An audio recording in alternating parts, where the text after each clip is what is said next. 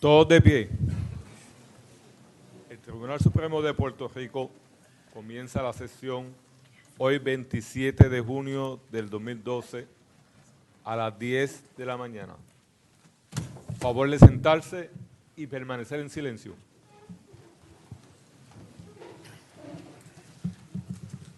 Muy buenos días a todos y a todas.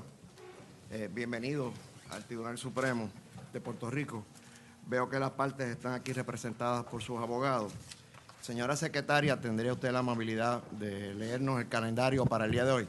Sí, vuestro honor. El calendario para hoy es la vista oral señalada en el caso número CT 2012-9, Partido Independentista Puertorriqueño por sí y en representación de sus miembros representados por el presidente del partido, Rubén Berríos Martínez, versus Estado Libre Asociado de Puerto Rico, Comisión Estatal de Elecciones y su presidente Héctor Conti Pérez.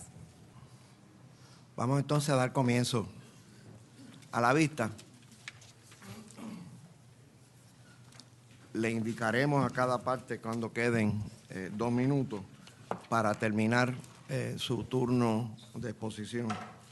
Le corresponde el primer turno a la parte peticionaria, al Estado Libre Asociado de Puerto Rico, representada por el licenciado Eliezer Aldarondo Ortiz.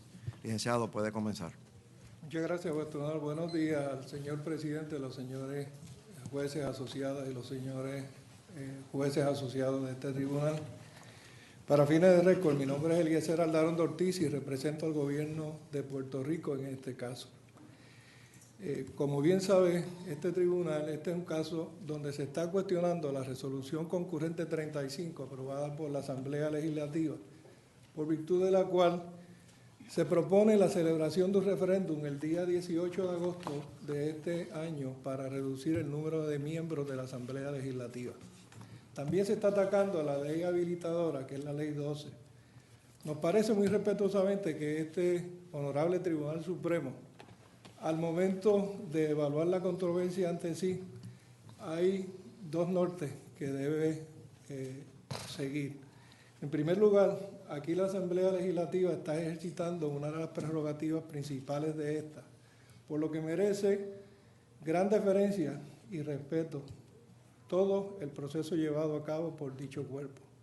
En segundo lugar, proponemos también a este augusto tribunal que tome en consideración que en las elecciones celebradas en el 2008, el entonces partido de minoría se convirtió en el partido de mayoría y dentro de su plataforma tenía precisamente la reducción de los miembros de la Asamblea Legislativa y que con el aval del pueblo de Puerto Rico fue electo, y en este momento precisamente lo que se está haciendo por la Asamblea Legislativa es poniendo ese mandato, concretando ese mandato.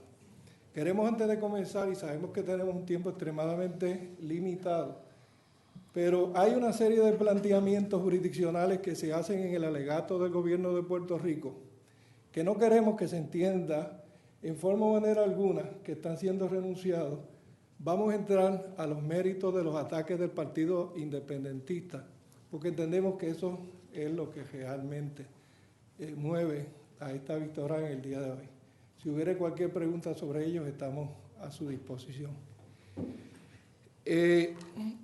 Básicamente, el Partido Independentista aduce 7 fundamentos diferentes para sostener la inconstitucionalidad de la resolución concurrente 35 y de la ley habilitadora, la ley 2. El primero de ellos dice que se están agrupando en dicha ley, contrario al mandato constitucional, en una enmienda, en un referéndum, 9 propuestas. Nos parece que se equivoca. Ese issue está debidamente resuelto por una opinión del juez presidente actual, entonces juez asociado, en el 94, en el caso de Berríos versus Rosselló, donde en aquel caso, ustedes saben que se determinó que las propuestas para reducir el número de términos del gobernador a 2, de los legisladores a 3 y de los alcaldes a 3 constituían 3 propuestas distintas y que esas propuestas violaban el mandato, que no eran una sola propuesta. En ese razonamiento, el tribunal se fija o dispone cuál es el propósito único. La ley, la resolución concurrente 35 tiene un claro y definido propósito único, el cual así es reconocido por el mismo Partido Independentista en la primera página de la demanda. Dice, la resolución concurrente 35 viene dirigida a reducir los miembros de la Asamblea Legislativa. Y si este tribunal va a la sección 2 de la propia resolución concurrente 35, eso es lo que hace. Si este tribunal analiza la sección 3 que propone la enmienda, lo que se hace entonces es modificar la composición de los distritos en atención a esa reducción de los miembros. Si se va a la sección 4 de la resolución concurrente de la enmienda de la sección 4 del artículo 3 de la Constitución, te reconoce que si se aprueba la misma, en los distritos senatoriales, en lugar de haber 5 distritos representativos como los que hay al presente, van a haber 3. Y cuando van a la sección 7, que es la que dispone sobre cuando entran en vigor las disposiciones de minoría, a su vez te reduce los representantes y los senadores que van a entrar. En otras palabras, que el 2, 3, 4 y 7, conforme a lo resuelto en Berríos, claramente están interrelacionados unos con otros, dirigidos a un solo propósito. Nos parece inmeritorio ese primer ataque del Partido Independentista. Sí, licenciado, con permiso, si lo entiendo bien, la posición del Estado Libre Asociado es que en la medida que la definición de lo que se trata es amplia, es decir, reducir el número de miembros de la Asamblea Legislativa, por lo tanto, caen todo lo demás, es incidental, las distintas disposiciones que se tienen que enmendar son incidentales, ¿no? La posición del gobierno de Puerto Rico, señora juez asociado, es que hay un propósito único, único, establecido bajo la resolución concurrente 73, que es reducir los miembros de la Asamblea Legislativa de 78 a 56, y que todas las secciones que toca, la 3, la 4, la 7, están interrelacionadas unas con otras dentro del ámbito de la Asamblea Legislativa, contrario al caso de Berríos, donde se modificaban disposiciones constitucionales también en el Ejecutivo. Y una propuesta que proponga, por ejemplo, reestructurar la rama ejecutiva, reducir el número de miembros de la Asamblea Legislativa y reestructurar el Tribunal Supremo, no habría problemas porque son 3 asuntos distintos. Bueno, una propuesta de esa naturaleza habría que analizar los términos particulares de la naturaleza, en el abstracto. Usted me está hablando... El propósito único sería, pues eso, reestructurar la rama ejecutiva. El propósito único sería reestructurar la rama judicial. En la medida en que el propósito único esté interrelacionado uno con el otro, nos parece que a la Asamblea Legislativa merece que se le dé deferencia y respeto en su interpretación y podría ser un propósito único. O sea, bajo esa premisa podríamos tener 3 propósitos únicos: reformar la rama ejecutiva, reformar la rama legislativa y reformar la rama judicial, y hasta en ese proceso eliminar la doctrina de separación de poderes que está en la Constitución. Podrían haber los 3 propósitos. 3 propósitos distintos, y se cambia la naturaleza completa de nuestro ordenamiento constitucional. Bueno, lo que sucede en esas circunstancias, vuestro honor, es que estamos entrando en juego en la separación de poderes y en las 3 ramas existentes. Me parece que ahí habría que tener cierto cuidado cómo se afecta cada una de ellas. Pero serían 3 propósitos únicos también, o sea, se reforma la rama judicial, el Poder Ejecutivo y el Poder Legislativo. Y en ese proceso, y como son propósitos únicos también todos, el resultado aunque el resultado termine siendo un cambio en la separación de poderes, se puede hacer bajo esa teoría. Lo que pasa es que en la medida en que esté afectando las 3 ramas del gobierno, me parece que hay una diferencia. En este caso particular, fíjese que donde único se está afectando son disposiciones de la Asamblea Legislativa. En la situación que se está presentando por la señora jueza asociada, estamos envolviendo los tres poderes y me parece que ahí hay otras consideraciones que habría que tener, lo cual no es aquí el caso. Pero un poco ahora estoy confundida. ¿Es un problema que se incluyan más de un asunto que afecte a distintas ramas del gobierno? En la medida en que se afecte... Porque aquí estamos también atendiendo el problema, se va a votar sobre la fianza, que está en la Carta de Derechos, ¿no? Pero la fianza es una proposición de enmienda completamente distinta. Sí, no, yo sé. Lo que pasa es que un poco no entendí lo que usted indicaba respecto a que el problema con la situación hipotética que yo le planteé es que se refería a las tres ramas de gobierno, en cuyo caso me parece que la posición suya, y no quiero ponerle palabras en su boca, es que habría sí problemas, un proceso de enmienda constitucional siguiendo de iniciativa legislativa cuando las tres propuestas que se le proponen al electorado versan sobre las tres ramas de gobierno. Me parece que sí, que eso podría afectar, definitivamente. Lo que pasa es que en el ejemplo que pone el honorable juez presidente y la compañera Rodríguez, que llevara como resultado el que se eliminaran, ya el artículo 7 en la sección 3 ya había provisto para eso, que no se puede, ninguna enmienda puede de ninguna manera afectar la forma republicana de gobierno. Sí, pero yo no estoy hablando de que enmiende, de que se afecte la forma republicana de gobierno, porque la Constitución ya lo dispone que no se puede hacer. Lo que yo estoy diciendo es que si en un proceso de enmienda constitucional, bajo el tema único amplio, aquí reducción de miembros de la legislatura, y yo le pregunto, bueno, pues reestructuración del Poder Judicial 1, reestructuración del Poder Ejecutivo 2. Si esas dos definiciones amplias permitirían, bajo su teoría, que se procediera a enmendar la Constitución. A mí lo que me preocupa, licenciado Leandro, de lo que usted estaba diciendo, es que usted habla del término interrelacional. Y me parece que el caso de Berríos Martínez habla de un término un poquito más estricto que ese, que sería interdependencia entre los cambios que se proponen, que yo entiendo, por lo menos así lo interpreto yo, que es algo más que interrelacional. Una cosa puede tener relación una con otra y no necesariamente depender una de la otra. Y ese es el test que el juez presidente en su ponencia. Bueno, el Tribunal Supremo. Yo Eso quiero es ponerte. Eso es correcto. Definitivamente ese es el texto. De lo que dice el tribunal es que si las partes de una enmienda están conectadas y son dependientes entre sí para determinar si existe la unidad de propósito. Ese es el texto literal que se utiliza en la opinión, y la posición del gobierno es que en efecto están las diferentes secciones que aquí se pretenden enmendar, las 2, 3, 4 y 7, están debidamente conectadas, son dependientes una de otra. En la sección 2, una vez se reducen los números de los miembros, en la sección 3 se redistribuyen los diferentes distritos, y así sucesivamente. Cuando usted la ve, las 4 secciones están conectadas y dependientes entre sí para determinar el propósito único, que es reducir los miembros de la Asamblea Legislativa de 78 a 56.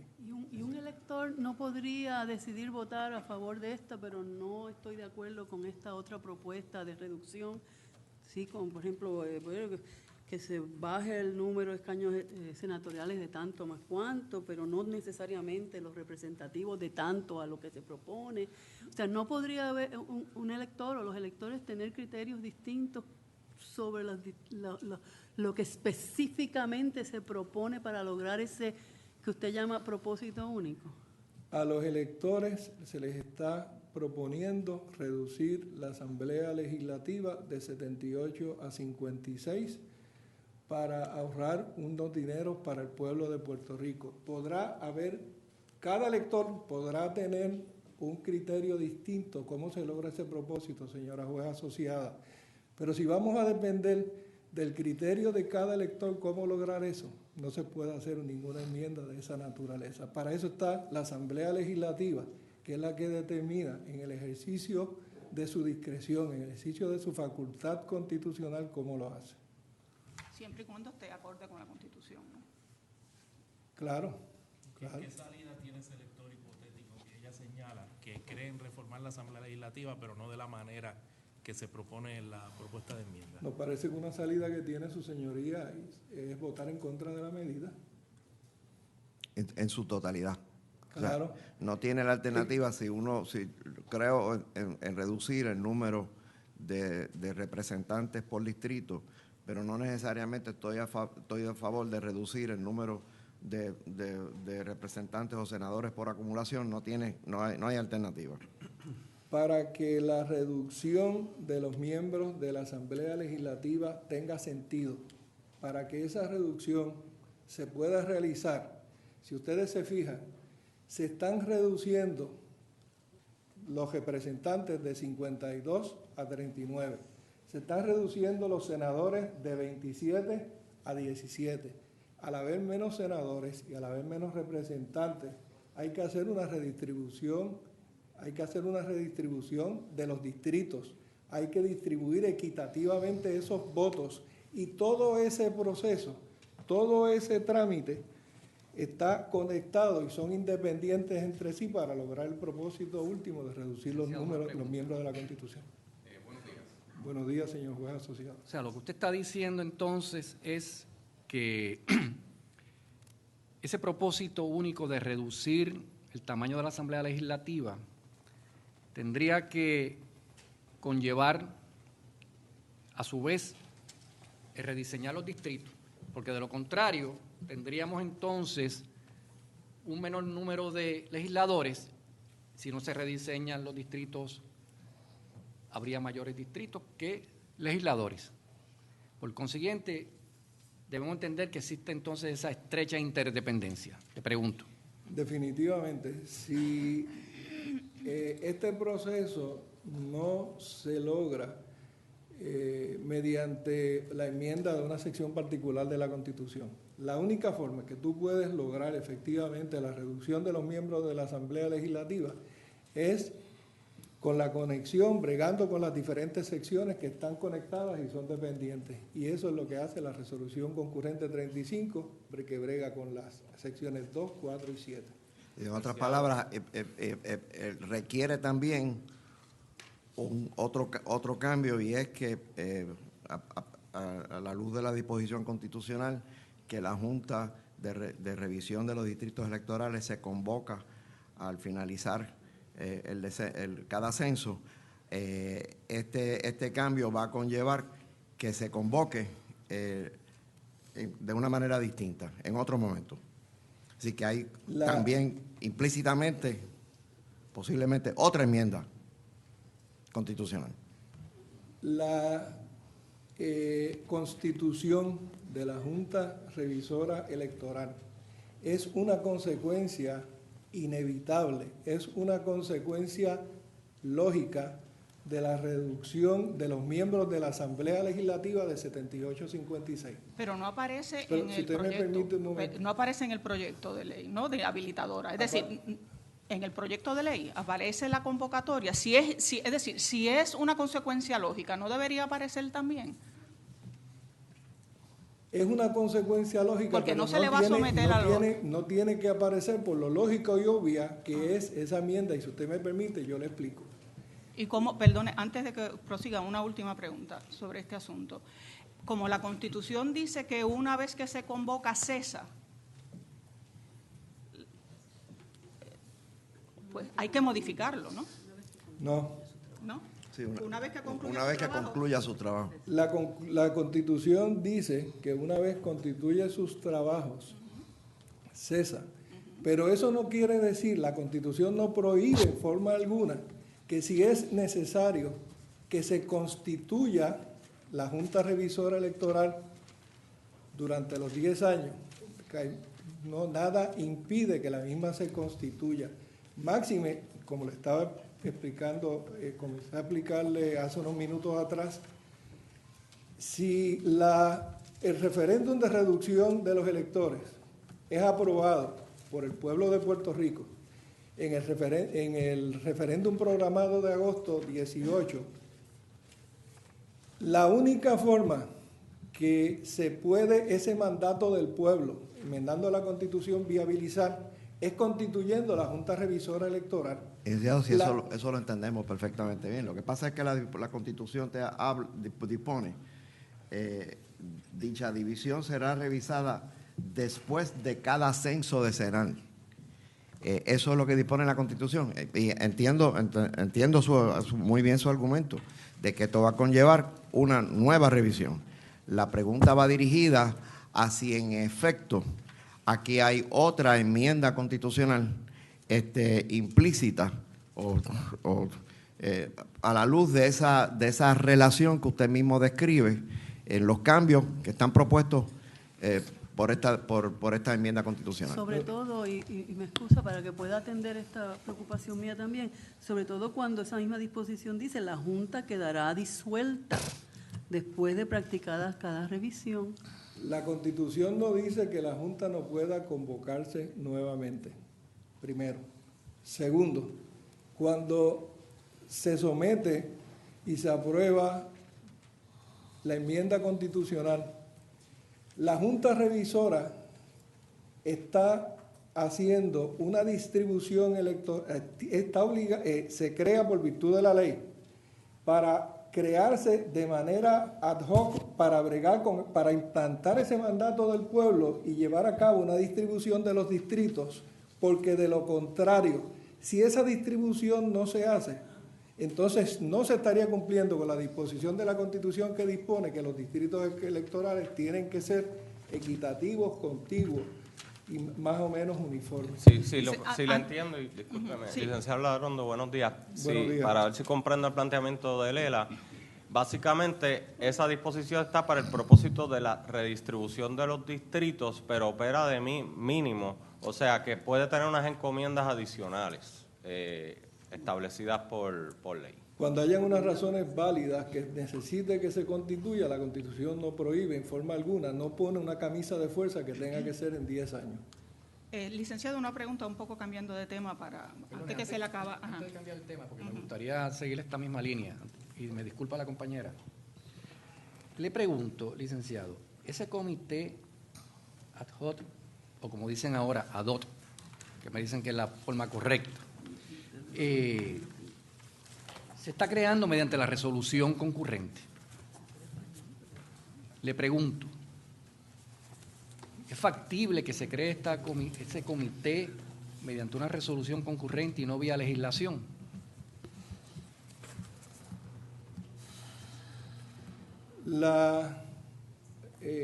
Hay dos entiendo que la pregunta de vuestro honor va dirigido al comité ad hoc, no a la Junta Revisora. Al comité. El comité nos parece nos parece que su creación por virtud de la resolución concurrente, que la creación de dicho comité es una prerrogativa de la Asamblea Legislativa que crea este comité para que haga una evaluación de 7 personas y sometan un informe y someta unas recomendaciones. La pregunta del compañero va dirigida a si eso no requiere una acción de una ley, un estatuto específico para disponer la creación de dicho comité por estatuto. Nos parece que estando inmersa en la misma enmienda de la Constitución no lo requiere. ¿De qué forma está inmersa? ¿Cómo está inmersa? Sí. No entiendo. Perdóneme, en el caso del comité, dado que es una discreción de parte de la Asamblea Legislativa, rectifico lo dicho, no es que esté inmerso, es la Junta Revisora, que estábamos hablando anteriormente. En el caso del comité, ese comité es parte de la Asamblea Legislativa, tiene la prerrogativa, tiene la facultad para crearlo y que sirva. Pero es un comité presidido por por el que fue presidente, por este servidor en este caso. No es un comité de la rama legislativa. El comité, la Junta de Revisión Electoral es una junta constitucional creada por la Constitución, presidida por el juez presidente o la jueza presidenta, y convocada a la luz de las disposiciones constitucionales. No es un comité legislativo.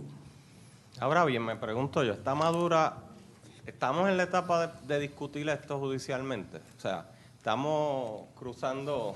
No, claro que sí. Estamos cruzando al otro lado sin haber llegado al puente porque no sabemos ni siquiera los resultados del referéndum. Yo creo que eso puede ser una buena pregunta que me trae a la coyuntura de la exposición que hace el Estado Libre Asociado a los efectos de la cuestión de madurez en general. El planteamiento que hace en el alegato del peticionario referente a la madurez de la acción coada por el Partido Independentista Puertorriqueño en general. Quisiera que me abunde un poco más en ese señalamiento que usted tiene en su escrito, que va dirigido a la justiciabilidad de la controversia. La posición del gobierno de Puerto Rico es que esta controversia no está madura. No está madura por lo mismo que usted acaba de señalar o que dejó entrever en su exposición, y es que el planteamiento del PIB es que se va a aprobar un referéndum que si reduce los miembros de la Asamblea Legislativa, a mí me va a costar tener que tener más electores para elegir escaños en el cuerpo legislativo. Pero eso depende de un evento. Me refería al aspecto post-referéndum. Claro, me estaba expresando en el aspecto post-referéndum, no en el aspecto del planteamiento del PIB, de la papeleta y el acceso y el planteamiento. A eso es que vamos dirigidos, vuestro honor. Estamos dependiendo de una controversia futura e incierta, que es si ese referéndum es o no refrendado por el voto afirmativo del electorado puertorriqueño. Si esa futura condición incierta no se da, se acabó el evento, como se dice en el argot del deporte. ¿Cómo usted compagina eso con una expresión nuestra en el caso PRP versus ELA, en el tomo de 115 de PR, donde expresamos, y cito, como principio general, aquella legislación que tiende a ser onerosa y afectar negativamente y sustancialmente las potencialidades de los partidos contrarios minoritarios o los partidos nuevos o a crear situaciones de inferioridad puede ser susceptible de impugnación constitucional? Porque el evento de la aprobación de esa legislación requiere la validación en el referéndum por el pueblo de Puerto Rico, y ese evento no se ha dado, y es un evento entonces con posterioridad ellos tendrían que probar ¿qué?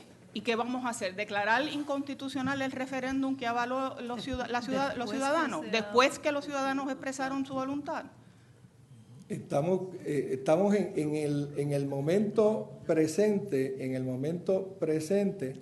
estamos ante una controversia que nuestro criterio es que la misma no está madura, su señoría. ¿Qué ustedes harán en el momento si eso llegase? Y la decisión sería que es la... Pero le pregunto que si eso es lo que deberíamos hacer. Yo no me voy a aventurar en lo que ustedes deban hacer. Le tengo una pregunta que ahorita... ¿Me permites hacer una pregunta? Bueno, sí. ¿Ok? Buenos días, licenciado. Me reservo mi tiempo. Gran parte de su alegato usted lo dedica a cuestionar la legitimación del Partido Independentista Puertorriqueño. ¿Quién entonces tendría standing para incoar ese pleito?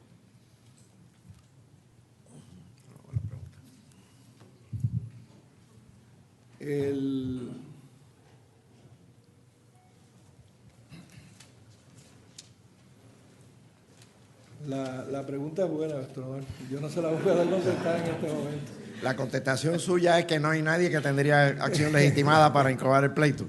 No, en este momento yo no voy a contestar. Quizás él no es el mejor abogado para darle ese asesoramiento. No, pero es que yo sí entiendo que el Partido Independentista tiene un daño real, o sea, tiene un daño real, y a mi modo de ver tiene standing, obviamente. Bueno, regreso, yo creo que ahora después que los compañeros, ahora a la pregunta adicional que quería preguntarle.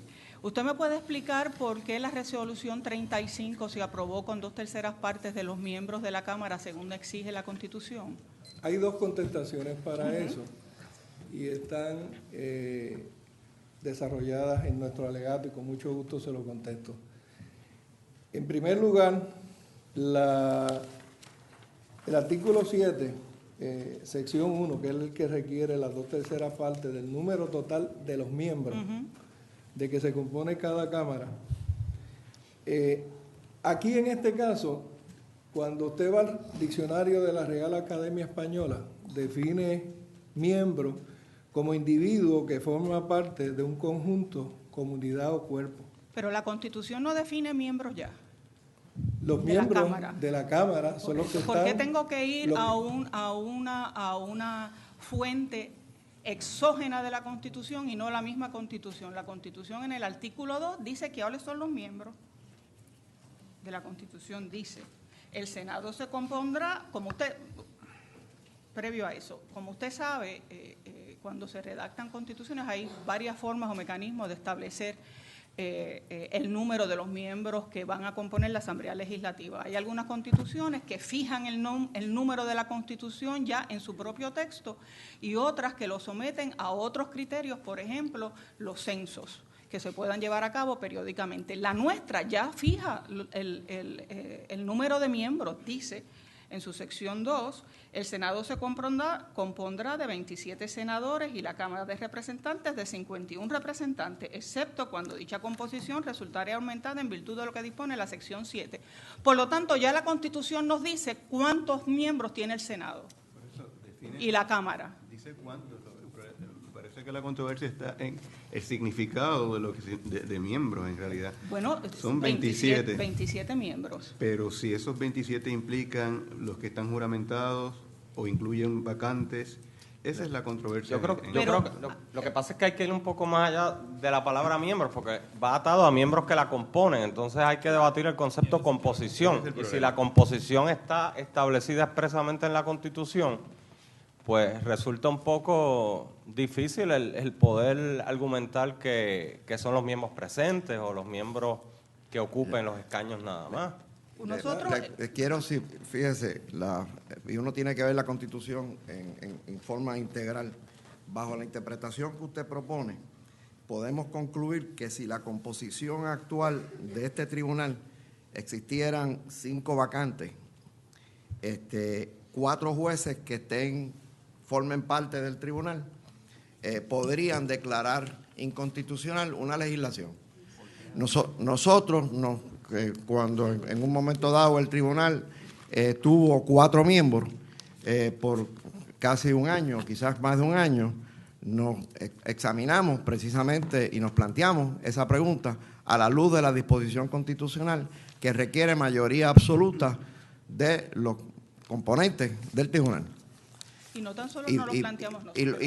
Y además de eso, hay decisiones de este tribunal donde se resuelve el asunto planteando de que cuando se habla de mayoría absoluta de los componentes del tribunal es de 7, no de 4 o no de 5. Ambas disposiciones del número total. El número total. Y nosotros, por ejemplo, en Sánchez Rodríguez versus López Jiménez, indicamos, cuando estábamos hablando precisamente de la disposición de la Constitución que requiere mayoría de del número total de los miembros que componen el tribunal para declarar inconstitucional una ley, indicamos, y cito, en el caso de la reclamación de inconstitucionalidad de leyes, tal exigencia de cumplimiento estricto requiere mayoría absoluta de sus miembros, indistintamente de que hubiesen vacantes, por lo que éstas se sumarían en el número ideal de sus miembros.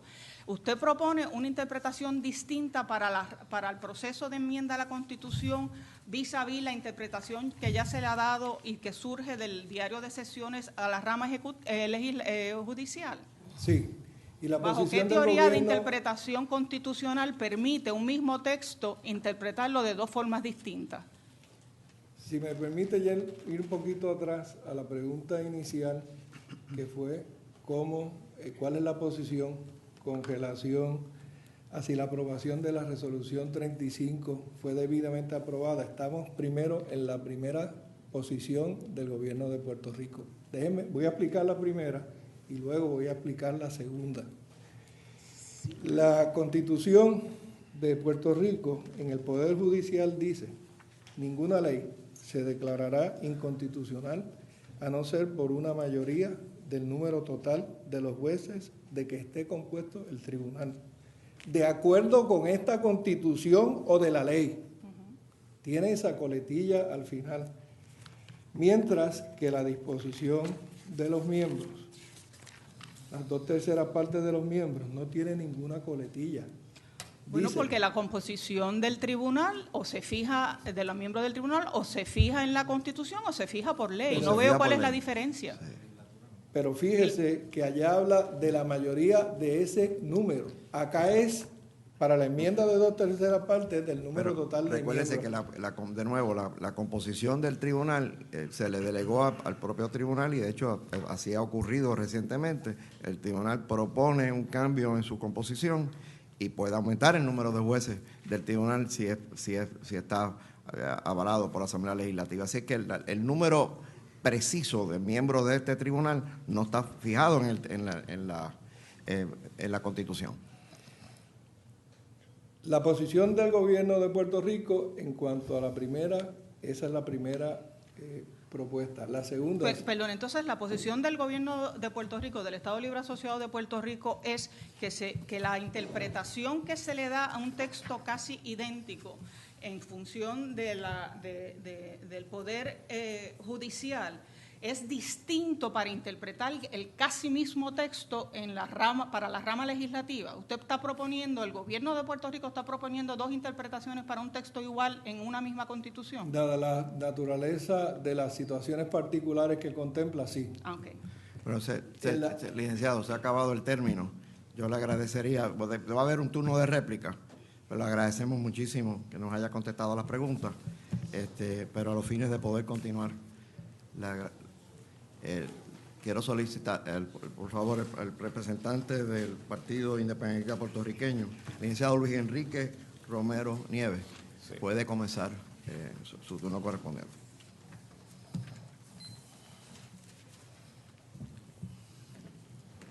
Buenos días, honorable juez presidente, honorables juezas y jueces asociados. Mi nombre es Luis Enrique Romero, represento al Partido Independentista Puertorriqueño en este caso.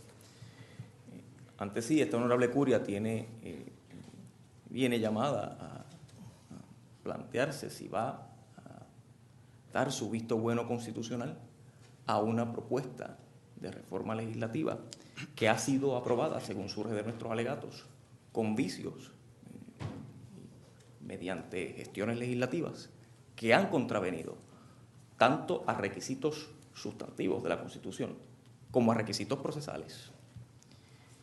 La reforma propuesta, a nuestro parecer, plantea la consecuencia potencial de desterrar a los partidos de minoría del proceso legislativo en Puerto Rico.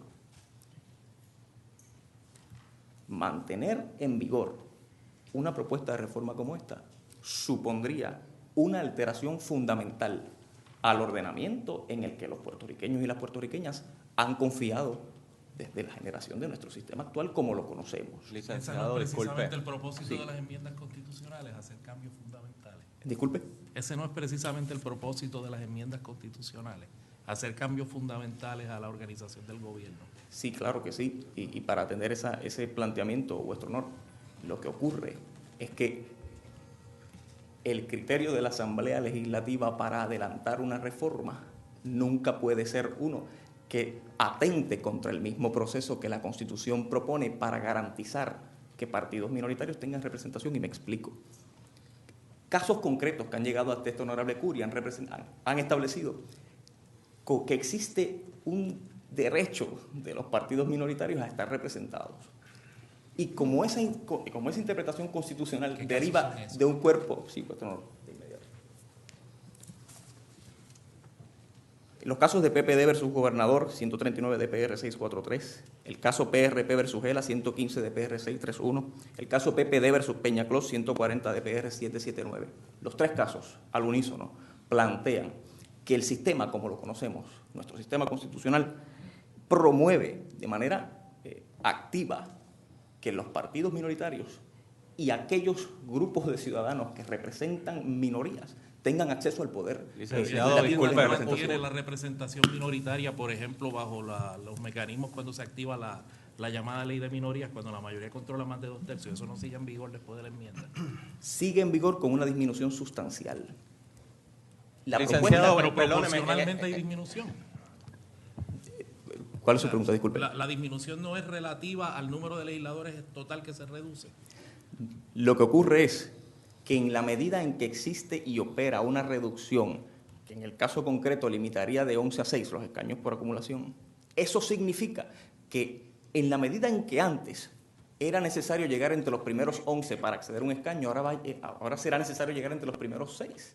Lo que de inmediato es una carga onerosa. ¿Cuál es la garantía constitucional de que la minoría tiene que llegar en un escaño particular? O sea, lo que usted me está hablando, en otras palabras, no depende de cuántos votos uno saca. Licenciado, pero bajo el diseño constitucional vigente, lo cierto es que ha habido eventos electorales donde partidos de minoría no han podido ser electos ni un solo candidato. Claro, porque ese es precisamente cómo funciona un sistema democrático. El día en que el sistema democrático sea predecible, se acabó la democracia. El día en que todo esté escrito y previsto, entonces el sistema está funcionando de manera viciosa. Pero es que ese es un planteamiento, el que yo traía, es un planteamiento para establecer que nuestro reclamo deriva de la experiencia en la que hemos confiado en un sistema que ha garantizado representación de las minorías y que ahora esta enmienda propuesta pretende quebrantar. Pero eso es un asunto... Pero, licenciado... Sí, cómo no. Antes que prosiga, ¿Cómo no? este alegado daño que está sufriendo el PIB, ustedes lo conocen hace meses. ¿Por qué esperaron? Ahora mismo faltan días para que se celebre el referéndum. ¿Cómo ustedes justifican que esperaron meses para instar esta acción ante los tribunales? Sí, bueno, vuestro honor, aquí el tracto de eventos es particularmente claro. La demanda del Partido Independentista fue presentada el 23 de mayo. Y la realidad es que la proclama publicada en los medios de comunicación a los efectos de notificar este evento salió el 18 de mayo. Estamos hablando de 5 días desde el momento en que se tornó inminente que este proceso iba a mantenerse en vigor. Antes de que el Partido Independentista iniciara su reclamo ante el Poder Judicial, había todo un debate en la Asamblea Legislativa a los efectos de si se iba a añadir el tema de la fianza a ese proceso. No había una certidumbre cabal en torno a cuándo, en efecto, o si iban a haber o no cambios en la propuesta que se le planteaba al pueblo. Así que el Partido Independentista, bajo ningún concepto, se cruzó de brazos esperando el momento, digamos, oportuno o inoportuno para poner en una situación difícil al Poder Judicial, en absoluto. El Partido Independentista esperó la publicación de la proclama y que se clarificaran las interioridades de qué iba a ocurrir con el tema de la fianza para poder presentar su pleito. Estamos hablando de 5 días desde el día de la proclama en que se publicó. Pero el planteamiento del... Los argumentos suyos hasta ahora van dirigidos al standing del PIB. Quería adelantar particularmente por qué es que esta reforma legislativa no solo afecta la posición del PIB y lo pone en precario en relación con su participación en el proceso legislativo, sino que esta reforma es representativa de un potencial daño a otros partidos. Pero no es un daño especulativo. En absoluto, vuestro honor, en la medida en que tiene una manifestación numérica. No depende de 2 eventos, primero del resultado del referéndum y luego del resultado de las elecciones. Sí. En absoluto, vuestro honor. ¿Por qué? Porque primero, la celebración del referéndum de por sí, es un daño de salida en la medida en que nuestro planteamiento es que fue adoptado por gestiones legislativas inconstitucionales. Y si el PIB no tiene legitimación activa para cuestionarlo, mi pregunta igual es quién la tiene, particularmente porque... Bueno, lo podrían tener los electores haciendo su reserva de cuestionar la constitucionalidad de una ley. Pero a mí lo que me resulta difícil es pensar en que el Partido Independentista, como cualquier otro partido de minoría, como lo ha sido el Partido Nuevo Progresista en un momento dado, como lo ha sido el Partido Popular, tenga standing basado en un daño real, que es lo que tiene que ver es que esta ley me crea daño si yo no consigo los votos suficientes, porque, licenciado, a mí me preocupa cualquier partido que se inscriba en el sistema actual, como señaló el compañero Rivera García, tendría también legitimación para cuestionar cualquier proceso que le haga un poco más difícil a él, pero la regla es igual para todos. Si no consiguen el favor del pueblo, eso me da standing a mí para reclamar un daño real en el proceso. Yo respetuosamente difiero de esto, vuestro honor. Yo no creo que todo el mundo tendría legitimación para cuestionar cualquier proceso. Yo creo que el PIB tiene legitimación para cuestionar este proceso, particularmente porque es... Sí, pero no basado en que las reglas del juego le hacen más difícil ahora conseguir un escaño, porque las reglas de ahora, que ustedes no han cuestionado, le hicieron difícil conseguir en el 2008 y no lo pudieron conseguir. Y el PIB es un partido reconocidísimo, aunque es partido de minoría. ¿Qué pasa con aquellos partidos que queden inscritos y que también cuestionen, basado en ese mismo daño que ustedes alegan que es real y que parece más, desde mi punto de vista, más especulativo? Porque no solamente no está maduro en ese sentido. No tendríamos, no tendríamos que revocar, de adoptar la posición del juez, no tendríamos que revocar PRP versus ELA.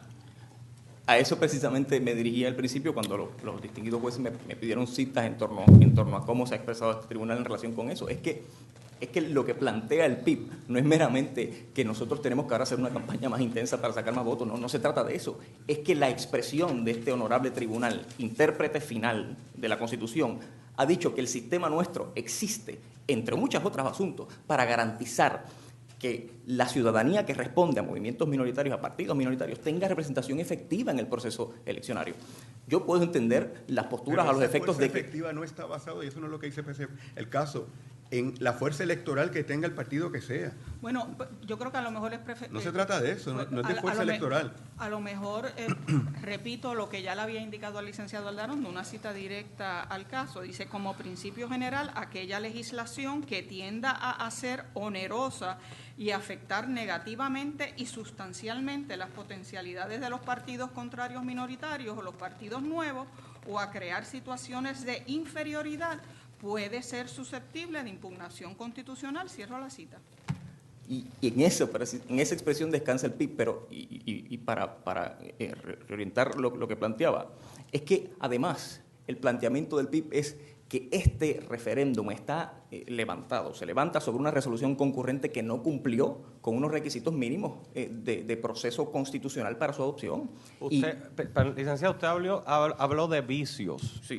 Vicios en la resolución 35. Sí. ¿Pero vicios subsanables o vicios que por su naturaleza hacen nulo el proceso? Por su naturaleza hacen nulo el proceso. O sea, que usted entiende que la ratificación en la resolución 60 no subsana el aspecto de la falta de aprobación por 2/3 partes. Agradezco su pregunta, honorable juez Estrella. Lo que ocurre con la resolución 60 es que, primero, no tiene fuerza de ley porque es una resolución concurrente. En segundo término, en su título no contemplaba la posibilidad de ratificar la resolución 35 por medio de la cual se promovió la reforma Pero legislativa. este tribunal ha dicho que no, los títulos no tienen que ser un índice detallado. ¿No lo ve usted como un asunto germano? A fin de cuentas es la mismo proceso de agosto, de 19 de agosto. Abonando sobre eso, licenciado, en la página 21 del alegato, usted alega que el mismo principio que aplica a las leyes ordinarias, título único asunto, etcétera, tiene que aplicarse a las resoluciones concurrentes. Sin embargo, en la sección 18 del artículo 3 claramente establece que son las resoluciones conjuntas las que seguirán el mismo trámite que un proyecto de ley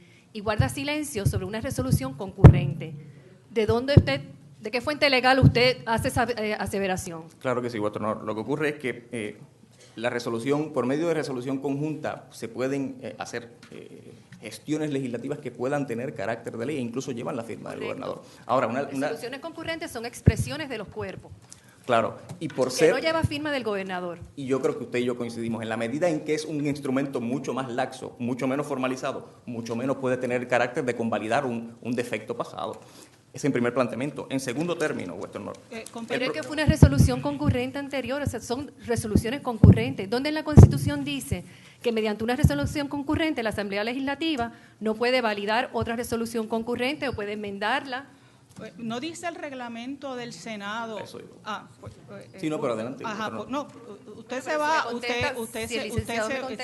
si usted tiene a la mano la cita del reglamento del Senado, donde define lo que es una resolución conjunta y que es una medida y que pueden contener las medidas, pues yo creo que eso nos arrojaría un poquito de luz, a ver si por casualidad lo que se hizo en la resolución conjunta 60 de incluir un asunto adicional que es la 35 se puede hacer en virtud del reglamento del propio Senado. Sí, a eso. Recordándonos siempre que el reglamento del Senado se puede enmendar ese mismo día. En esa sesión se puede haber una enmienda para ese día. Pero la hubo aquí. ¿Hubo aquí una enmienda? No la hubo. Tenemos el licenciado. Sí, no, le pregunto al licenciado. Muchas gracias por la oportunidad. El reglamento del Senado, número 27, de la 16ª Asamblea Legislativa, aprobada el 12 de enero de 2009, establece en la regla 17.1 que la resolución concurrente son medidas aprobadas por ambos cuerpos que no tienen fuerza de ley y rigen asuntos internos o proponen enmiendas. Es decir, ¿cómo es que mediante resolución concurrente que no contempla en su título ratificar una enmienda se puede justificar una propuesta de enmienda que adoleció de vicios? Perdone, pero ¿bajo qué principio legal la resolución concurrente tiene que seguir el mismo proceso, tiene que seguir el mismo procedimiento que una resolución conjunta cuando la propia Constitución guarda silencio? Es lo que me gustaría que me contestara. ¿Por qué la Constitución no habla de resolución conjunta y resolución concurrente? ¿Seguirán el mismo trámite de ley? Lo que la distinguida compañera está tratando de decir, que yo creo que es lo que surge del alegato también, es que ustedes parten de la premisa de que aunque el artículo 3, sección 7 establece que no se aprobarán proyectos de ley sin que en su título se establezca el propósito, eso de salida no incluye taxativamente este tipo de resolución. Y ustedes alegan que sí los incluye, y eso es lo que queremos indagar. ¿De dónde sale, de dónde podemos interpretar liberalmente, si se puede decir de esta manera, el que se incluya en esa sección para luego entonces decir que no se cumplió? Lo primero tenemos que establecer si es que aplica esa sección. Eso es lo que yo quisiera que usted nos explicara. ¿Cómo no? Yo creo que en el tema de cuán hábil es una resolución concurrente para adelantar asuntos podemos diferir. Yo creo que lo que no podemos diferir es que en un asunto que se votó antes con un número por debajo del mínimo, pasa nuevamente al piso del Senado y es aprobado por ratificación sin que fuera parte de la votación. Tiene sentido ese trámite.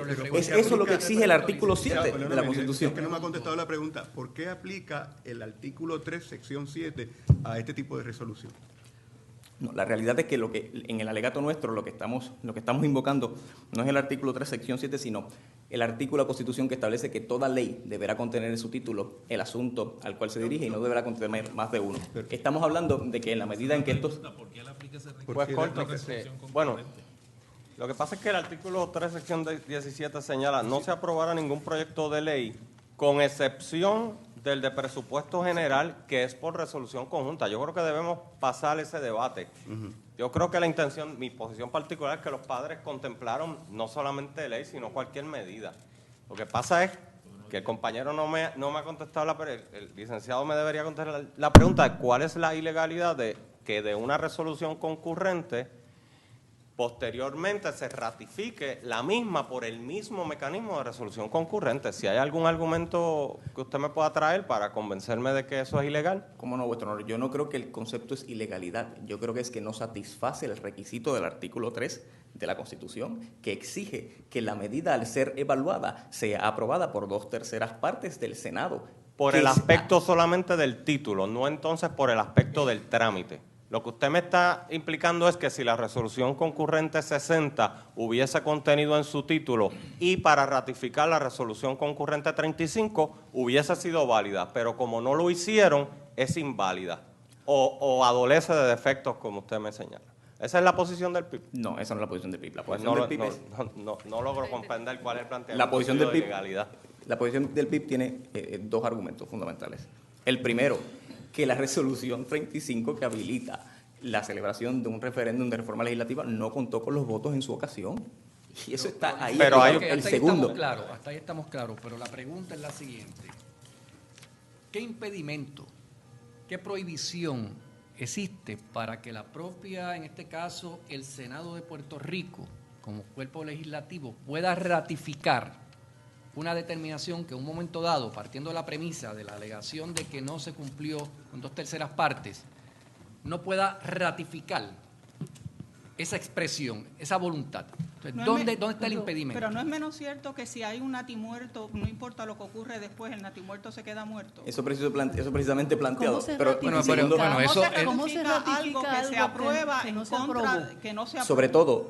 Sobre todo, distinguidos jueces, cuando el concepto ratificar no es hacer nuevo, no es subsanar defectos, es reconfirmar, es pasar juicio sobre algo que fue válido y que uno en la gestión propia de un cargo, uno meramente dice, aquello que se hizo antes, que está bien, vuelvo, digo que está bien. Ese es el concepto de ratificación, en primer término. En segundo término, lo que surge de la resolución 60 es una oración que dice, por este medio ratificamos. Pero no dice ratificar, dice reiteramos. Reiteramos.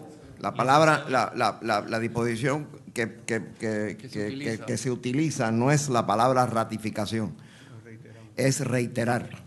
Es así, que hemos usado tanto el concepto de ratificar que ahora el concepto de ratificación y reiterar no necesariamente significa lo mismo, licenciado. Cierto es. ¿Usted entiende que sí? No. Reiterar yo creo que es un concepto más débil todavía, porque ratificar significa que lo anterior fue correcto y uno pasa a juicio nuevamente y establece que además de que fue correcto, hoy vuelvo y digo que fue correcto. Reiterar puede significar que lo que antes hice incorrecto lo reitero y sigue siendo incorrecto.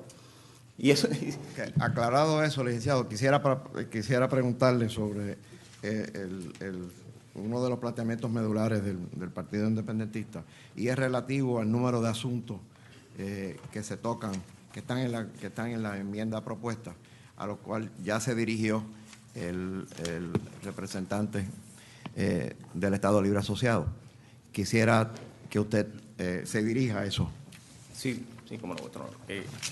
La proposición de enmienda plantea, debo añadir, el referéndum propuesto para el 19 de agosto contiene 10 asuntos, a nuestro juicio.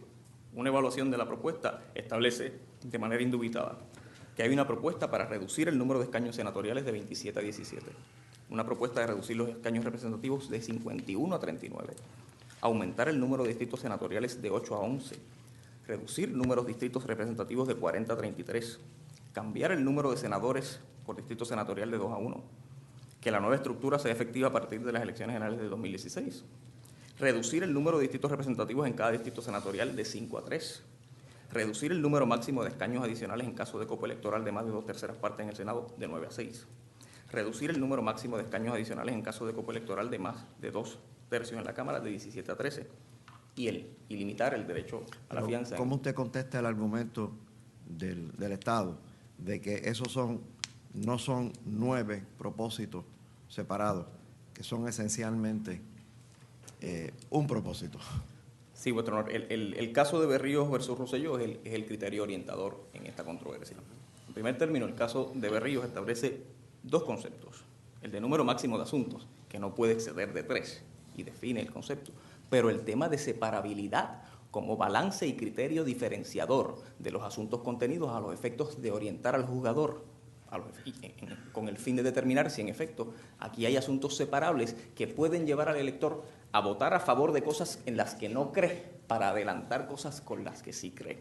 Y me gustaría, antes de entrar en detalle específico... Perdone, porque un elector está obligado a hacer eso, no tiene la opción de votar que no, como dijo el licenciado Aldarondo. Es que precisamente el test de Berríos repudia el no.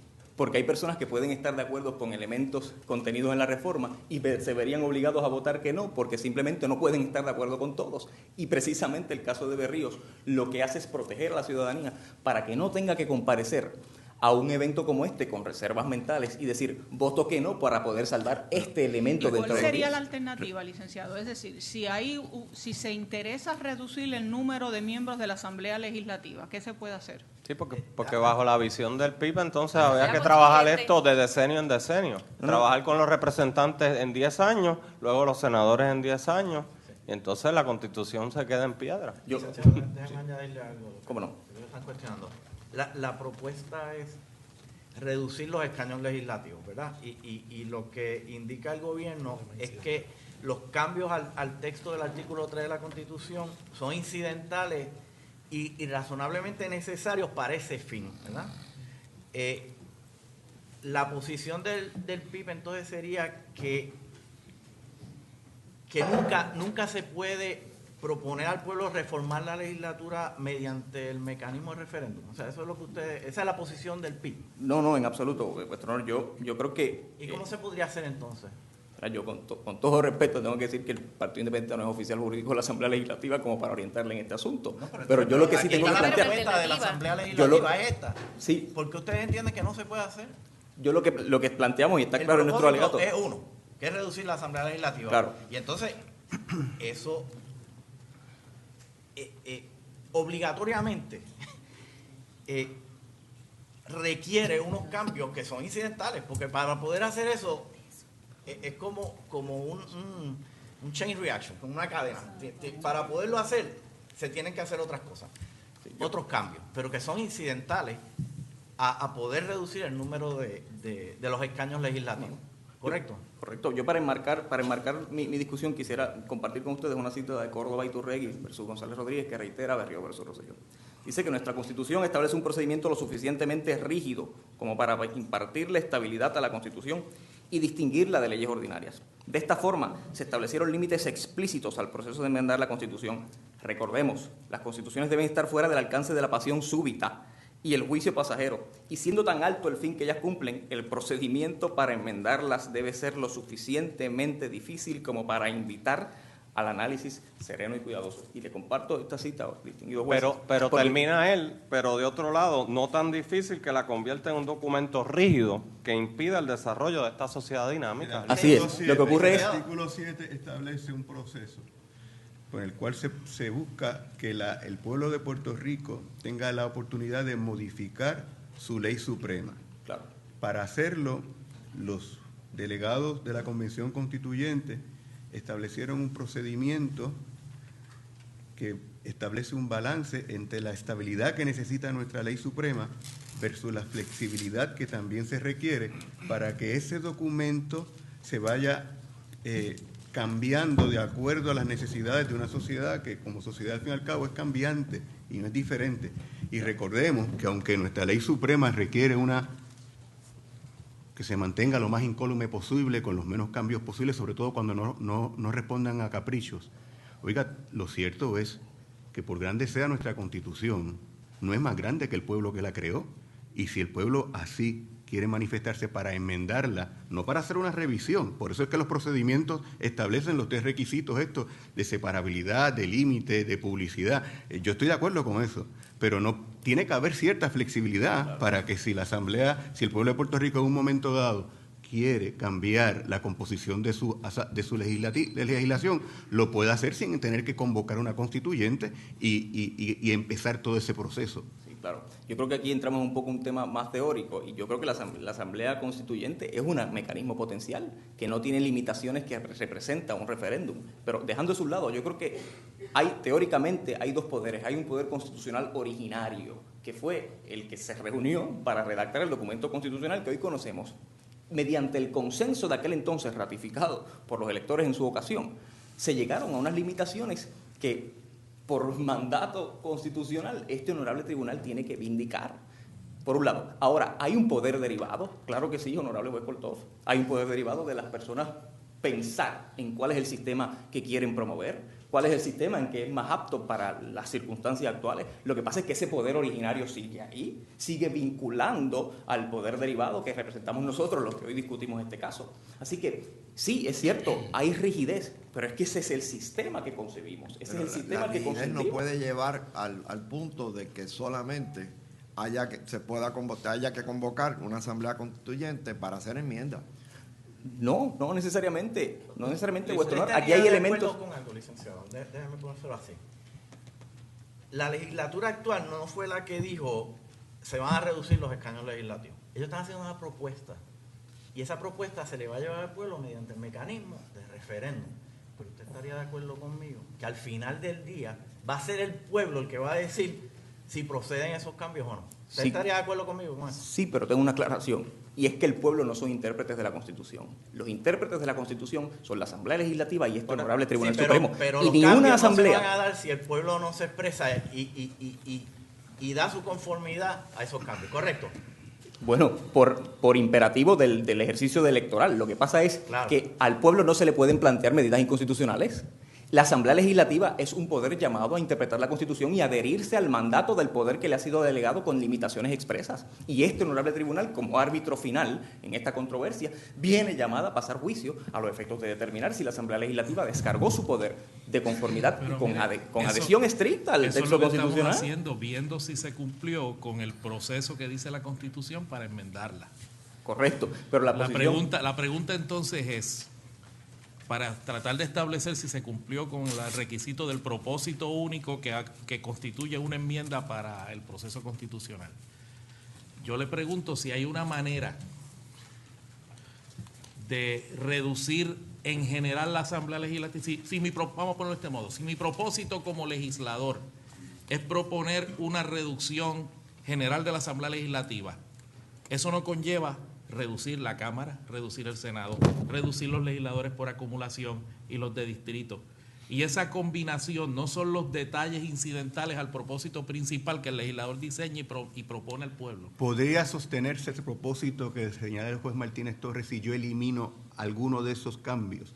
¿Le quita cohesión, le quita sentido al cambio? Si mi propósito es reducirlo todo. Si eso no se da, lo que dice el caso de Berríos Martínez versus Rosselló es que si yo logro cambiar uno de esos aspectos, aunque sean secciones distintas, y se afecta el propósito, la coerción, el sentido que tiene que haber, la relación que tiene que haber, esa interdependencia, entonces eso es una sola propuesta, aunque aparezca en 4, 5, 6 secciones distintas. No obstante, si yo puedo separarlo, entonces como usted está alegando, como alega el Partido Independentista, eso es una propuesta distinta, independiente, porque no hay esa relación, no es la misma propuesta. No es la misma propuesta. O sea, la legislatura pudo haber propuesto, digamos, reducir la Cámara y no el Senado, pero eso no fue lo que decidió.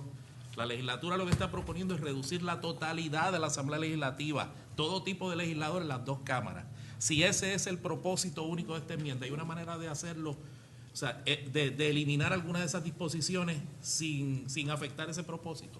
Claro, lo que pasa es que ustedes, distinguidos jueces, plantean un componente del análisis, pero hay otro componente del análisis para el caso de Berríos, y es el siguiente: es que la agrupación no puede ser tan abarcadora como para incluir cualquier combinación de proposiciones, como una sola enmienda. Y cito, si los cambios no son de tal naturaleza que se pueda esperar razonablemente que un elector desee votar uniformemente en cuanto a todos ellos, se trata más de una enmienda. ¿Y por qué no se puede esperar que un elector que quiera reducir la totalidad de la Asamblea Legislativa vote a favor o en contra de esto? Muy sencillo, vuestro honor, porque uno pudiera estar de acuerdo en reducir, por ejemplo, los números de distritos representativos, pero no estar de acuerdo con que en lugar de 2 senadores ahora sea 1. ¿Y por qué la solución a eso no es votarle en contra? Porque esa no es la propuesta que hay. La propuesta es reorganizar totalmente los números de miembros de la Asamblea Legislativa, reducirlo todo. La solución no es votarle en contra, vuestro honor, porque nuestro sistema lo que promueve es que las consultas que pasen a la voz y al ejercicio electoral del pueblo sean lo suficientemente claras y lo suficientemente adheridas al principio de 3 asuntos como para que el que quiera votar que no, vote porque no está de acuerdo con ninguno de los 3 asuntos. Y el que quiera votar que sí, sea porque está a favor de los 3 asuntos. Precisamente la pregunta es si hay 3 asuntos. Es que esa es la discusión que estamos sosteniendo, vuestro honor. Y yo le adelantaba. La contestación es que hay 3 asuntos. Yo le estoy preguntando por qué, no es que me lo dé por hecho. Yo les estaba desglosando, y si me permite, uno puede estar de acuerdo con reducir el número de escaños senatoriales, pero no con reducir el número de escaños representativos. Uno puede estar de acuerdo. Pero esa no es la propuesta de la legislatura. Pudieron haberla hecho, pero no fue la que hicieron. La que hicieron es reducirlo todo. Claro. Si ese es el propósito, entonces, ¿por qué no estamos ante un solo asunto? Sí, lo que ocurre es, vuestro honor, que lo que usted le llama propuesta única de reforma y reducción del número de legisladores en la Asamblea Legislativa es el cálculo aritmético, el resultado aritmético de muchos otros componentes. Y dentro de esos muchos otros componentes... Es incidental al propósito único, que es reducirlo todo. Eso es precisamente lo que le... Con lo que yo difiero respetuosamente, vuestro honor. ¿Por qué? Porque precisamente dentro de ese propósito único que usted nomina hay una reducción legislativa, pero esa reducción y el número reducido es el producto aritmético de muchas otras ecuaciones con las que yo como elector posiblemente no estoy de acuerdo y que configuran asuntos separados. Dependería entonces de que yo defina el propósito único tan amplio que quepa todo. Por ejemplo, regreso a un ejemplo original, es decir, intereso reestructurar la rama ejecutiva, intereso reestructurar la rama judicial e intereso reestructurar la Asamblea Legislativa. Ahí hay nada más que 3 asuntos y yo puedo, mediante referéndum, modificar toda la Constitución. Porque lo defino de esa forma amplia.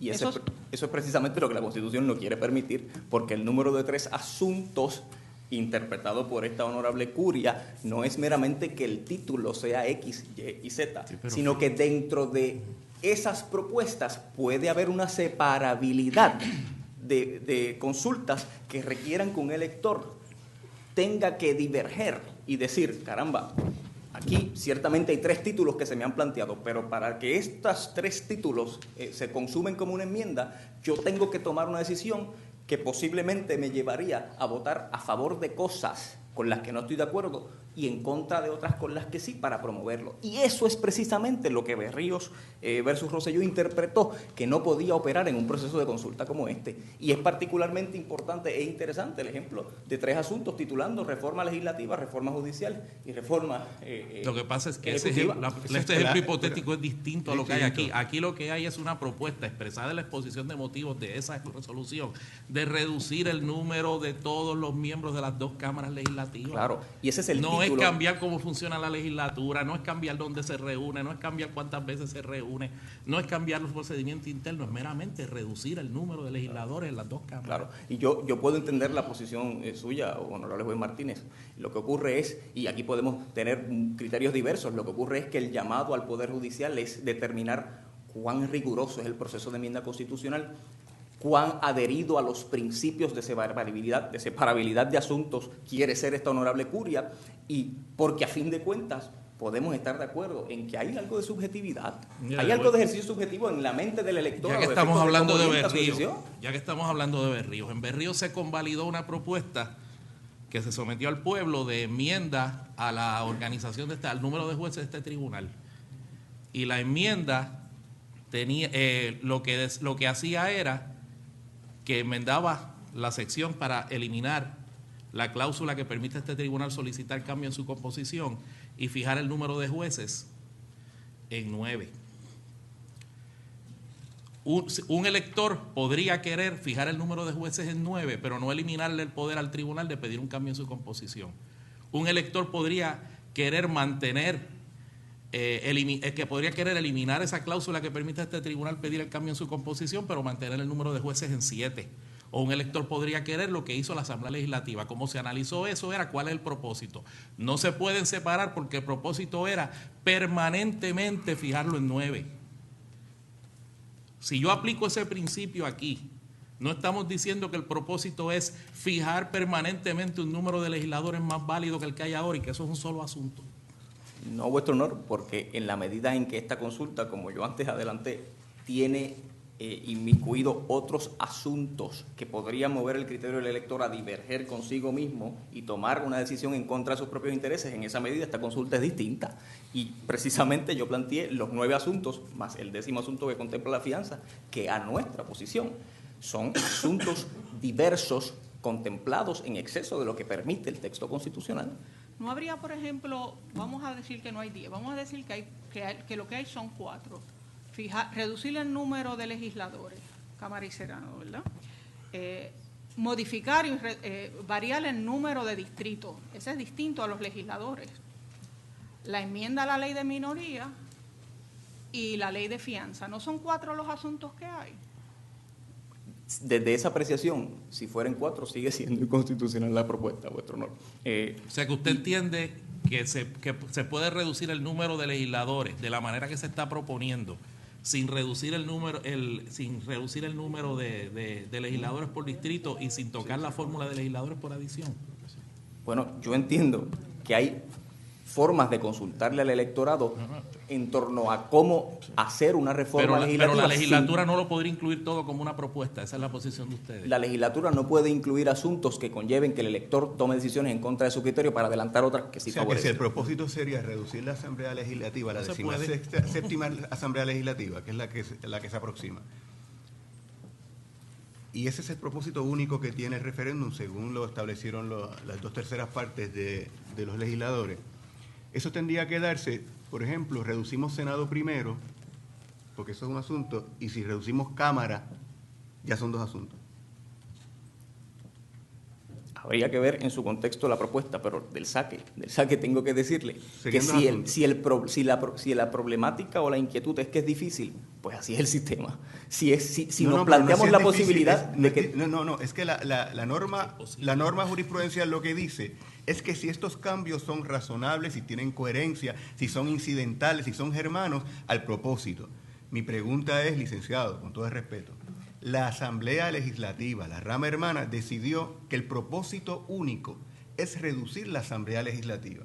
Desde su teoría, tendrían que hacerlo Senado primero, Cámara después tendremos que bregar entonces con la ley de minorías, porque desde su punto de vista no hay una conexión. Primero acumulación, luego distrito. Distrito. Porque tampoco puede ser el cuerpo completo. Después porque organizar los ahí tiene distritos. distrito, tiene Entonces, representativo. ¿cómo podríamos hacer esto?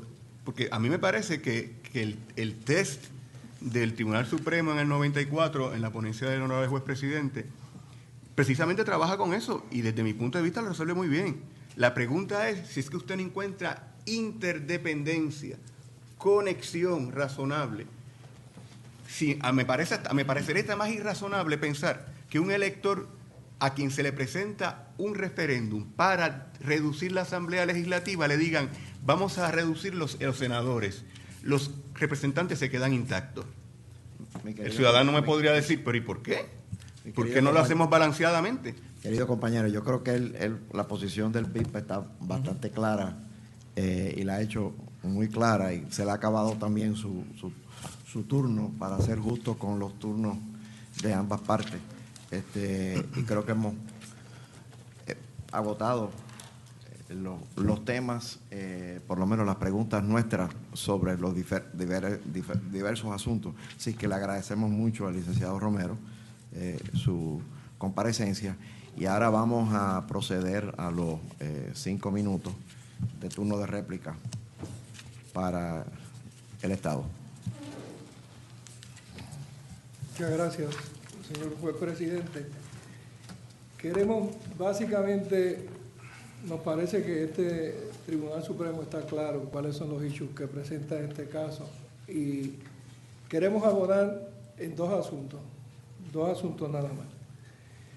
El primero, me alegro que usted, señor presidente, aclarara que el texto de la resolución concurrente 60 no habla de ratificación. El texto de la resolución concurrente habla de reiterar. En otras palabras, la Asamblea Legislativa, mediante la resolución concurrente 60, se reiteró en la voluntad expresada por esta, en la resolución concurrente 35, a los fines de que había que reducir el número de los miembros en esta. Aquí no está en controversia que al momento de aprobarse esa resolución concurrente 60, habían 31 escaños senatoriales en el Senado. Aquí no está en controversia que 22 miembros de ese Senado votaron a favor de la resolución concurrente 60 que reiteró la resolución concurrente 35. ¿Qué quiere decir un poco reiterar? Según el diccionario de la Real Academia Española, su señoría, quiere decir volver a decir o a hacer algo. ¿No tenía entonces que cumplir con el reglamento e incluir el texto completo de la 35? No, vuestro honor. Como dijo muy bien el honorable juez asociado, los textos, los títulos de las leyes, usted me está llevando a la disposición constitucional. Entiendo que su posición parte de la premisa que la 35, cuando se aprobó correctamente.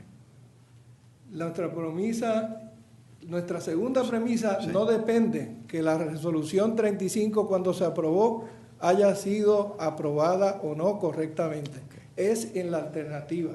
Y nuestra posición es que la resolución concurrente 60, si se entiende que no habían las 2/3 partes para aprobar la resolución concurrente 35, cuando la Asamblea Legislativa en la resolución concurrente se reitera en su intención de someter la proposición, está volviendo a reiterar esa intención. Y como muy bien dijo el juez asociado Estrella, el honorable juez asociado Estrella, los títulos de las leyes son directivos e informativos. Sí, pero yo no estoy hablando de los títulos. En este caso hay una distinción que quiero hacer. Yo no estoy hablando de los títulos, le estoy hablando del reglamento del Senado y que dice cómo se llevan a cabo y se redactan las leyes, las resoluciones, bien sean concurrentes o conjuntas, que son dos cosas distintas. Pero la pregunta mía, entonces es superfluo que la resolución 60 diga que se reitera en los 35, si la 35 estuvo bien aprobada. Si la 35 estuvo bien aprobada. No había que decir nada en la 60, ¿no? Eso es una determinación de la Asamblea Legislativa, su señoría. La Asamblea Legislativa decidió reiterar su voluntad. Eso es asunto del cuerpo que tiene el mismo Sí, pero yo supongo que hay una norma que dice que la legislatura actúa conscientemente, es decir, no hace las cosas superfluamente. Claro, y la Asamblea Legislativa, por el ejercicio de su prerrogativa constitucional... ¿No sería que pensaba que no habían 2/3 partes Yo no quiero especular eso, ni tengo fundamentos para especular lo que usted está diciendo. No me puedo hacer eco de eso en ninguna forma. Pero partiendo de esa misma línea, licenciado. Se discutió porque se trajo a la aquí voy a contestar vuestro. No, simplemente perdóname un segundito, porque se discutió durante el proceso de aprobación, tan es así que, si mi memoria no me falla, el señor presidente del Senado invocó una jurisprudencia de Estados Unidos claramente distinguible, pero para decir que no era necesario 2/3 partes. Así que fue un asunto que se discutió allí, en ese proceso. Yo no le puedo decir si sí o no, porque no lo sé. Si pensáramos o partiéramos de la premisa de que no se cumplió en la primera ocasión bajo la resolución concurrente número 35 las 2/3 partes requeridas por mandato constitucional, ¿cuál es el impedimento, si alguno, para que la propia, en este caso el Senado de Puerto Rico como cuerpo legislativo, pueda nuevamente votar sobre esa medida? Ningún impedimento.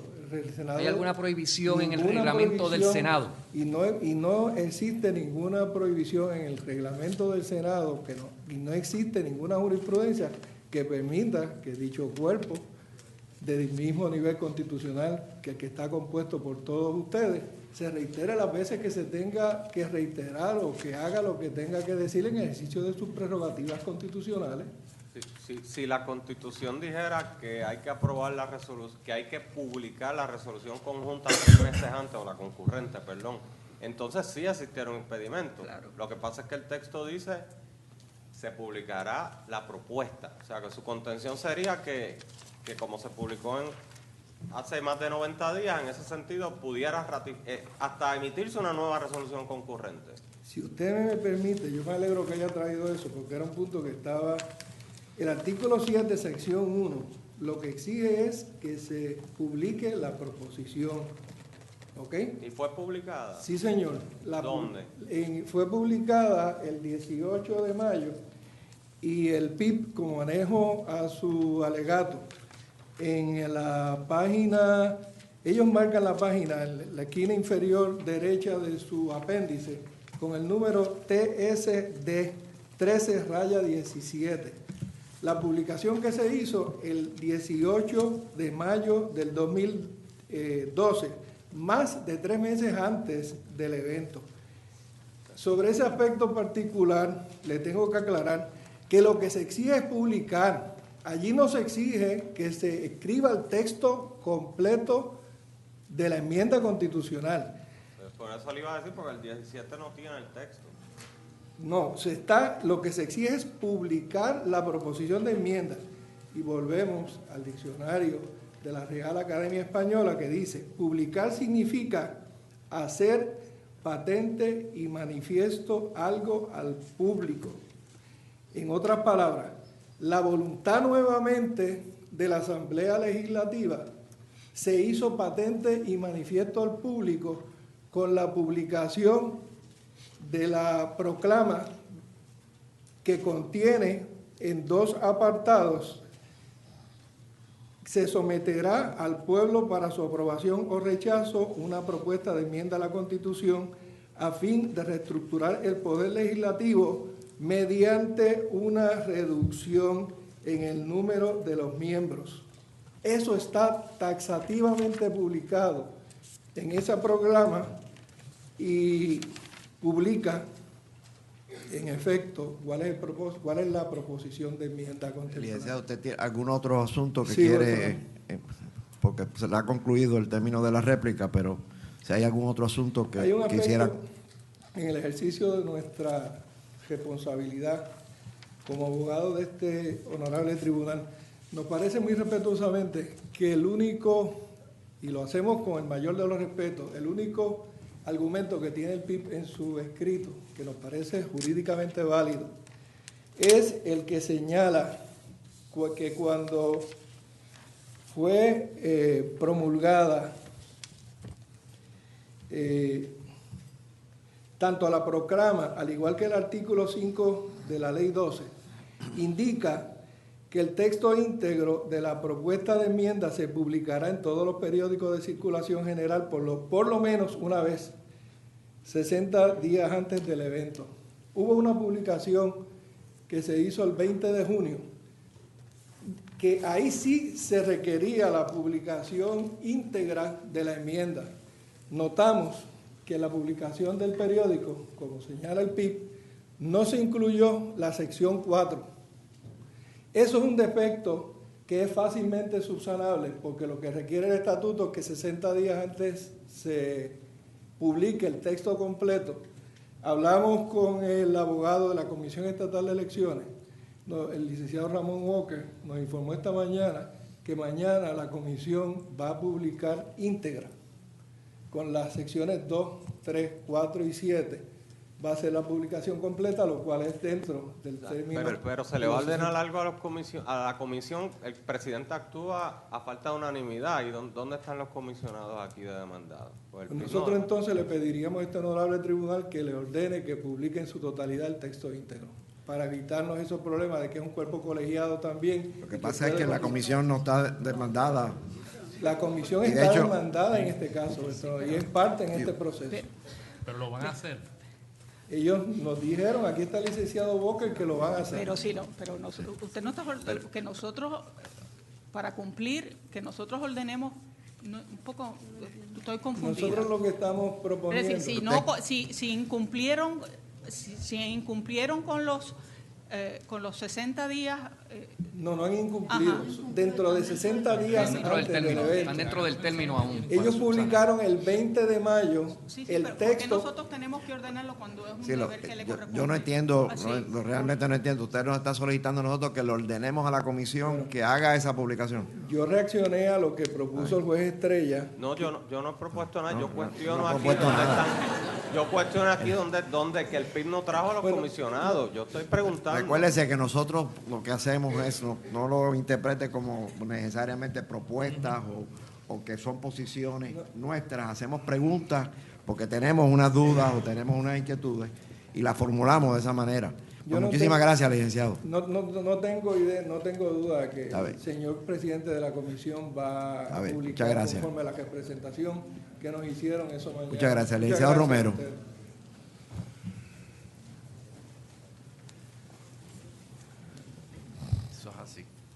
Por la venida del tribunal nuevamente. Muy brevemente, vuestro honor, me preocupa la recurrencia a los recursos del diccionario, que no son fuente de derecho conforme al caso de Collazo y Cartagena. Las fuentes del derecho son la Constitución del Estado Libre Asociado de Puerto Rico. No se le escucha bien. Disculpe. Que el ELA ha recurrido en más de una ocasión a definiciones en el diccionario que no son fuente de derecho. Y eso debe dar alguna sospecha a los efectos de la tramoya que hay que hacer para que esto se mantenga vivo. La jerarquía de las fuentes del derecho claramente establecida en el caso Collazo Cartagena, la Constitución del Estado Libre Asociado, las leyes de la Asamblea Legislativa, los reglamentos de las agencias administrativas, las ordenanzas municipales. El diccionario puede ser de mucha ayuda, lo que pasa es que la Constitución es muy clara en sus propios términos. En el concepto de 2/3 partes, el diario de sesiones, en un debate habido entre Trías Monge y García Méndez, Trías Monge adelantaba que ese concepto de 2/3 partes era lo suficientemente fuerte y absoluto como para requerir que su observancia fuera el límite suficiente para que la Asamblea Legislativa garantizara que la propuesta que luego pasara al pueblo había sido, en efecto, avalada por una decisión contundente de la Asamblea Legislativa. Así que, en la medida en que en ocasión de la aprobación de la Resolución 35 participaron 20 de 31 y no se configuró el 66% absoluto que prevaleció en la versión de Trías Monge en el debate, en esa medida aquí no hubo 2/3 partes, en primer término. En segundo término, vuestro honor, Lo cierto es que la proclama publicada el 18 de mayo no contenía el texto propuesto de enmiendas. Era una expresión a los efectos de que se había aprobado la Ley 12-2012, que se había aprobado una resolución 60 y una resolución concurrente Licenciado, 75. y como vamos a ir a la Constitución dispone cómo se publican los procedimientos. Sí, cómo no, vuestro honor, si me permite. Cuando habla de se dará publicidad a los procedimientos legislativos en un diario de sesiones. Bueno, el artículo... Estuvo publicada, esas medidas estuvieron publicadas antes de 90 días en el diario de sesiones. El artículo 7, sección primera de la Constitución establece que luego de que la Asamblea Legislativa aprueba una propuesta de enmienda a la Constitución, la misma, aprobada una proposición de enmienda deberá publicarse con 3 meses de antelación, por lo menos a la fecha del referéndum. El concepto de publicarse... Pero no habla de publicación, entonces vamos a buscar cuál es el mecanismo de publicación y obviamente pues el más oficial es el diario de sesiones. Sí, vuestro honor, el concepto publicarse surge expresamente del artículo 7, sección primera. Y el concepto de publicidad no puede ser uno por medio del cual los pequeños mortales que leen el periódico no se enteran. Yo de verdad no conozco, por lo menos en mi familia, nadie que esté pendiente al diario de sesiones. Y ellos son los que tienen que ser notificados. Y el periódico del... Yo le puedo decir lo mismo en la mía del periódico. Pues imagínese usted, pero el medio de comunicación por excelencia y de circulación es el periódico. El periódico alertó con la proclama, es lo que le quiero decir. Sí, pero el 20 de junio, vuestro honor, surgió un aviso importante sobre el referéndum que no contenía la sección 4, que según la resolución 35 también va a ser enmendada. Es decir, hubo una omisión importante en el texto de ese anuncio que no puede ser a esta altura subsanada porque estamos que a su juicio muy no cerca. es subsanable con el texto de la Constitución que dice que la publicidad de los procedimientos legislativos será en el diario de sesiones. O sea, que su planteamiento es que la Comisión Estatal de Elecciones tiene la capacidad de darle un veto al mandato legislativo si excluye por omisión, por intención o lo que sea, porque ni siquiera tenemos a los comisionados como parte aquí, y que esa omisión va en detrimento del mandato legislativo y de lo dispuesto inclusive en la Constitución. No, yo poder de veto no le reconozco a la Comisión Estatal de Elecciones. Yo lo que planteo es... sería el efecto. El periódico aquí no fue a la Comisión Estatal de Elecciones y se le quedó una parte. Y lo hizo en 60 días, no en 90. Claro. Bajo esa teoría, la Comisión entonces controla, no publica, se chavó esto. De hecho, eso fue uno de los debates, en la Constituyente, uno de los debates fue por qué no darle esa encomienda al Departamento de Estado y excluir a la Asamblea Legislativa. Sin embargo, se optó por el mecanismo diario de sesiones para que la Asamblea Legislativa controlara. Y en este caso sería peor. Entonces, en este caso, la propuesta del PIB sería delegarle, o reconocer esa potestad de la comisión con la problemática de que no están los comisionados aquí demandados y de que va a haber que darle un mandato a esa entidad según surge de la discusión aparentemente. Bueno, quisiera que me abundara sobre la falta de parte indispensable de los comisionados. Bueno, pero hay 2 planteamientos que usted me ha compartido. En primer término, la petición de Lela a los efectos de que se le ordene a la Comisión Estatal de Elecciones, pues es su petición, no tiene que ver conmigo. En segundo término, el texto constitucional establece que se publicará, por lo menos con 3 meses de antelación. Ese requisito constitucional, si la Asamblea Legislativa hizo una delegación a la Comisión Estatal de Elecciones para que cumpliera con eso, bueno, pues si no se cumplió, simplemente no se cumplió con el artículo de la Constitución. Aquí mi función en este momento no es achacar responsabilidades ni decir que la Comisión Estatal de Elecciones pecó. Yo lo que estoy diciendo es que el artículo dice lo que dice y al día de hoy no se cumplió. En segundo término, ¿De qué año es la Constitución? 1952, vuestro honor. ¿Cómo eran los medios de comunicación en el 1952? Había prensa escrita. Prensa escrita. ¿Era accesible a todo el mundo? ¿No hace sentido que sea el diario de sesiones, el documento oficial en una época donde no hay internet, donde no están los iPhones, donde no hay, lo que posiblemente había un periódico que no era accesible a toda la población, donde un gran número de la población no sabía ni leer ni escribir? Me perdone, compañero, le puedo abundar a esa pregunta. Si se dan las proyecciones que mucha gente dice que con la era tecnológica los periódicos en papel van a desaparecer, ¿será imposible entonces enmendar la Constitución porque no se pueden publicar? No, en absoluto. Yo creo que usted me analizara, licenciado, y para que lo incluya en su análisis, si tal vez ese tercer requisito de publicación de este artículo, primera sección del artículo 7, podríamos tomarlo incluso en cierto sentido como algo directivo. Porque, mire, la Convención Constituyente, que se componía de 92 delegados, una tercera parte de ellos, más de una tercera parte de ellos eran abogados, se reunieron por casi 5 meses para producir lo que es nuestra ley suprema. Eso nos indica lo técnico que es el documento. Se aprobó para aquello en febrero, inicios de febrero, y ya en 6 de febrero, más o menos, la Convención Constituyente terminó. La aprobaron y con la resolución 23 ordenaron el que se publicara para el país. ¿Usted sabe cuánto tiempo después votó el país? 28 días después. Yo no sé qué tipo de publicación le dieron a un documento tan complicado como ese. Yo no sé si el 60% del país que votó a favor de esa Constitución tenía realmente idea, porque fue un documento de 5 meses, trabajó don Pepe Trías e Iforta, lo mejor de lo mejor, para producir ese documento que con tanto celo y con razón cuidamos, pero yo estoy seguro que en 28 días el país no se enteró, si no puedo decir, ¿verdad?, sin falta de respeto, que no tenían ni la menor idea de todo lo complicado que estaba en ese país, y se votó.